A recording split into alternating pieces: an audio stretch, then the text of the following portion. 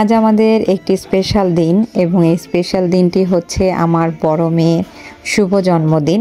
এই জন্মদিন উপলক্ষে ছোট করে একটি আয়োজন করা হয়েছে বাসায়। হ্যাপি বার্থডে আইকো, তোমাকে অনেক অনেক শুভেচ্ছা। তোমার জীবনের প্রতিটি মুহূর্ত হোক সুন্দর এবং তুমি সম্পূর্ণ সুস্থ থাকো সব সময়। তোমার প্রত্যেকটি দিন থাকো হাসি উজ্জ্বল, তোমার জীবনের প্রতিটি মুহূর্ত থাকুক আনন্দময়।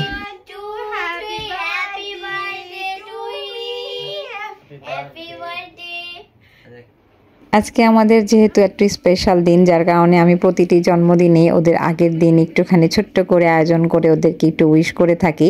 তো সেরকমই আমি আমার মেয়েকে একটু সারপ্রাইজ দিলাম, আজকে ছোট্ট করে একটু আয়োজন করলাম। তার মধ্যে থেকে আমরা সবাই মিলে একসাথে কেক কাটলাম। আমি কালকে হয়তো ওকে বাইরে নিয়ে যাব ঘুরতে, আজকে সারাদিন ওকে নিয়ে ঘুরেছি, ওর যা যা পছন্দ কিনে দিয়েছি, কিছু সারপ্রাইজ গিফটও রেখেছি ওর জন্য, যেটা ও জানে না। তো যাই হোক, তারপর আমরা সবাই মিলে একসাথে কেক কাটলাম, সবাই মিলে একসাথে কেক খেলাম। ওর জন্য এই সারপ্রাইজ গিফটের মধ্যে রয়েছে পিছনে বেলুনগুলো সাজানো, যেগুলো জানতো না।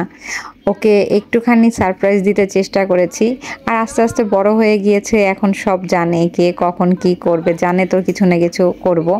সেরকমই আরেকটা গিফট ওর বাবা ওকে দিয়েছে, ও আমাদের পক্ষ থেকে ওর জন্য একটা সারপ্রাইজ গিফট রয়েছিল, সেটা ও জানতো না, এটা ওর জন্য সারপ্রাইজ একটা।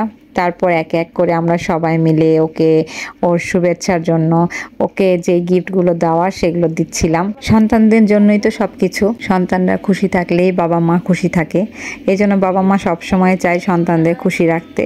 সেরকম সন্তানদেরও উচিত বাবা মাকে খুশি রাখা।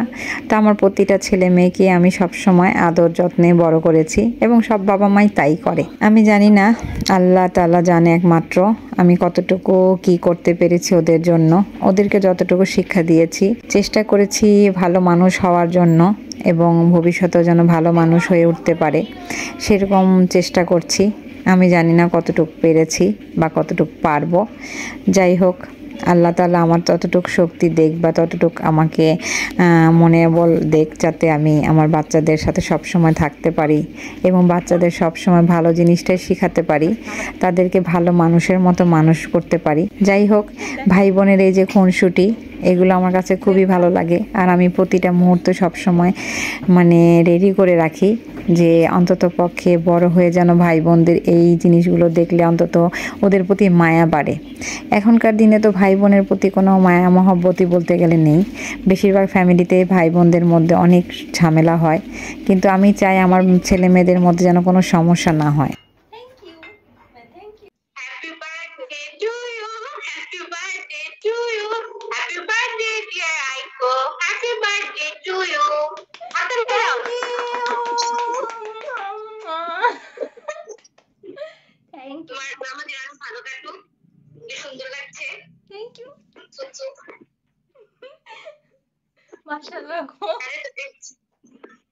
মাশাআল্লাহ, আলহামদুলিল্লাহ।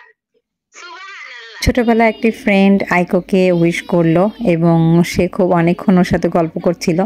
এরপর আমরা সবাই মিলে খুব মজা করছিলাম ওর সাথে, এবং ও আজকে তো একদম ছোট বাচ্চাদের মতো হয়ে গিয়েছিল, সব কিছু খুব মজা করছিল, এনজয় করছিল। আমাদের কাছেও ভালো লাগছিল, আমরা ওকে সব কিছুর মতো আনন্দ দেওয়ার চেষ্টা করছি সবাই মিলে একসাথে। ক্যামেরার পিছন থেকে দুই ভাই বোন যা কিছু বলছে, আর এই পাশ থেকে আমরা দুইজন যা কিছু মজা করছি ওর সাথে। তো যাই হোক, তারপর সবাই মিলে একসাথে অনেক মজা করলাম। আর ওর ছোটো বোন ওর জন্য পেপার ক্রাফট দিয়ে সুন্দর করে বানিয়েছিল, শেষ পর্যন্ত ওইটাও সে তার বোনের জন্য অপেক্ষা করছিল সেটা করবে। যাই হোক, শেষ মুহূর্তে সেটাও করা হলো।